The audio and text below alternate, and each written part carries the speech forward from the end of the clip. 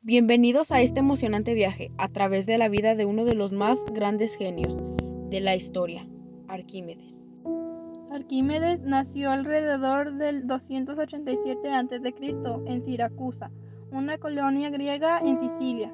Sicilia en ese momento estaba influenciada por la cultura griega y fue un importante centro de aprendizaje y comercio.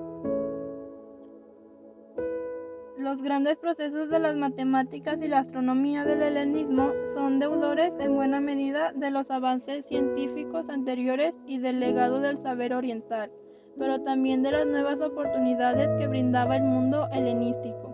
En los inicios de la época helenística se sitúa Euclides, quien legó a la posteridad una prolífica obra de síntesis de los conocimientos de su tiempo, que afortunadamente se conservó casi íntegra y se convirtió en un referente casi indispensable hasta la edad contemporánea.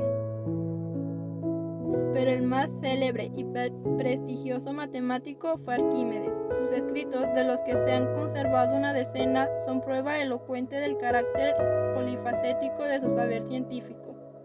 Hijo del astrónomo Fidías, quien probablemente le introdujo en las matemáticas, aprendió de su padre los elementos de aquella disciplina en la que estaba destinado a superar a todos los matemáticos antiguos, hasta el punto de aparecer como prodigioso, divino, incluso para los fundadores de la ciencia moderna. Sus estudios se perfeccionaron en aquel gran centro de la cultura helenística, que era la Alejandría de los Ptolomeos, en donde Arquímedes fue hacia el año 243 a.C., discípulo del astrónomo y matemático Conón de Samos, por el que siempre tuvo respeto y admiración. Ahí, después de aprender la no despreciable cultura matemática de la escuela, estrechó relaciones de amistad con otros grandes matemáticos, entre los cuales figuraba Estarontes, con el que mantuvo siempre correspondencia. Incluso después de su regreso a Sicilia, a Estarontes dedicó a Arquímedes su método en el que expulsó su genial aplicación de la mecánica a la geometría, en la que pensaba imaginariamente áreas y volúmenes desconocidos para determinar su valor. Regresó luego a Siracusa, donde se dedicó de lleno al trabajo científico. Al parecer, más tarde volvió a Egipto durante algún tiempo como ingeniero de Ptolomeo y diseñó allí su primer gran invento, la cloquea, una especie de máquina que servía para elevar las aguas y regar de este modo regiones a las que no llegaba la inundación del Nilo. Pero su actividad madura de científico se desenvolvió por completo en Siracusa, donde gozaba del favor del tirano Hierón II.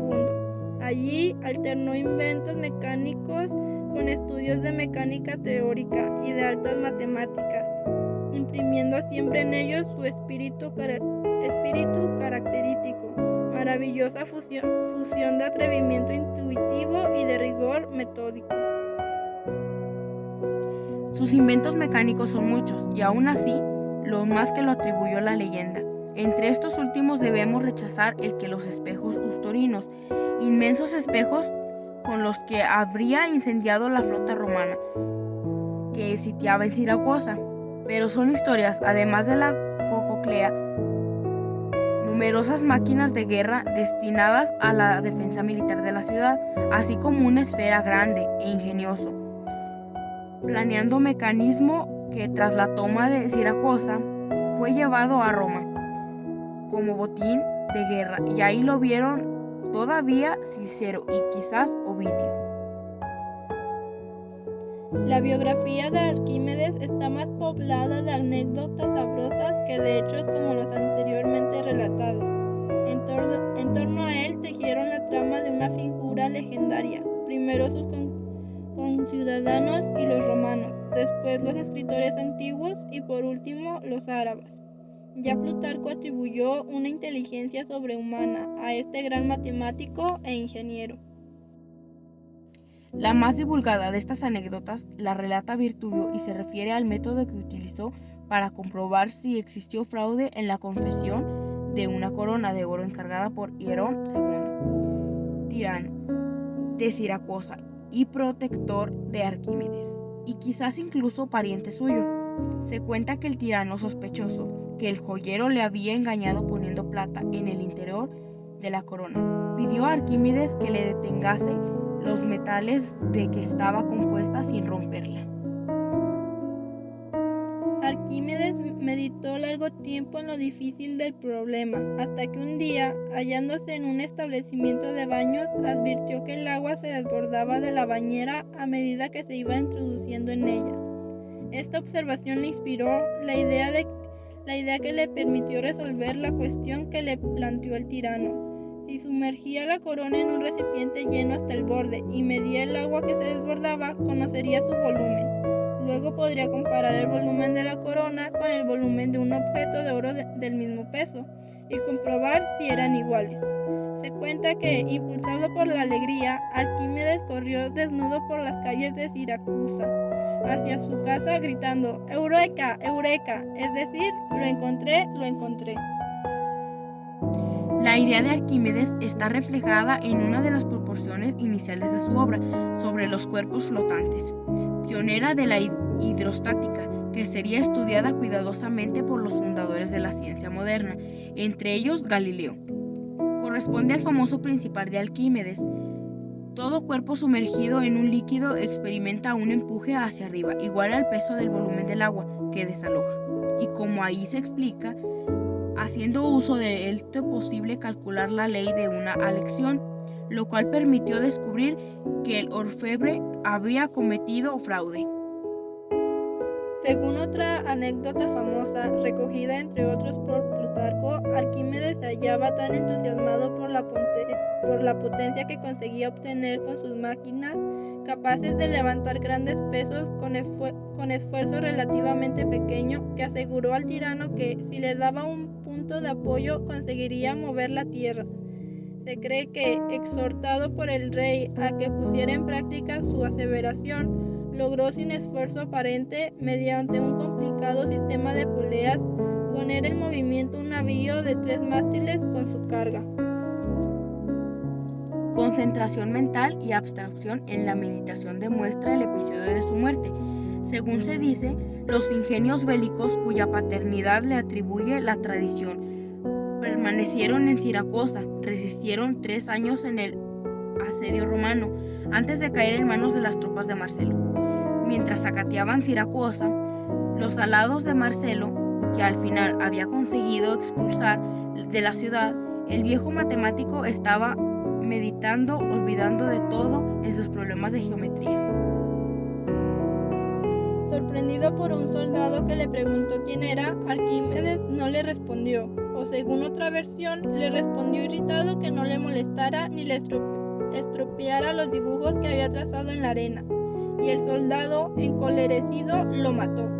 Marcelo se entristeció mucho al saberlo y mandó que le levantaran un monumento, sacando su figura del tratado sobre la esfera y del cilindro. Cicerón reconoció por esta figura, muchos años más tarde, su tumba olvidada. La pasión de Arquímedes por la erudición que le causó la muerte fue también la que en vida se dice que hizo que se olvidara hasta de comer y que soliera entristecerse trazando dibujos geométricos en las cenizas del hogar o incluso al unirse en los aceites que cubrían su piel. Esta imagen contrasta con la del inventor de máquinas de guerra, de que hablan los historiadores Poblino y Tito Livio, pero como señala Plutarco, su interés por esa maquinaria estuvo únicamente en el hecho de que él planteó su diseño de como mero entretenimiento intelectual. El esfuerzo de Arquímedes por convertir la estática en un cuerpo doctrinal riguroso es comparable al realizado por Euclides con el mismo propósito respecto a la geometría. Tal esfuerzo se refleja de modo especial en 2 de sus libros. En el primero de ellos, Equilibrios planos, fundamentó la ley de la palabra, deduciéndola a partir de un número reducido de postulados, y determinó el centro de gravedad de paralelogramos, triángulos, trapecios y el de un segmento de la parábola. En la obra sobre la esfera y el cilindro utilizó el método denominado que pertenece del cálculo integral para determinar la superficie de una esfera y establecer la relación entre una esfera y un cilindro. Este último resultado pasó por ser su teorema favorito, que por expreso deseo suyo se grabó sobre su tumba, hecho gracias al cual Sincero pudo recuperar la figura de Arquímedes cuando ésta había sido ya olvidada. Y así concluye nuestro viaje a través de la vida y el legado de Arquímedes, un hombre cuyo ingenio trascendió su tiempo y cuyas contribuciones continúan inspirando a generaciones. Gracias por acompañarnos en este emocionante recorrido.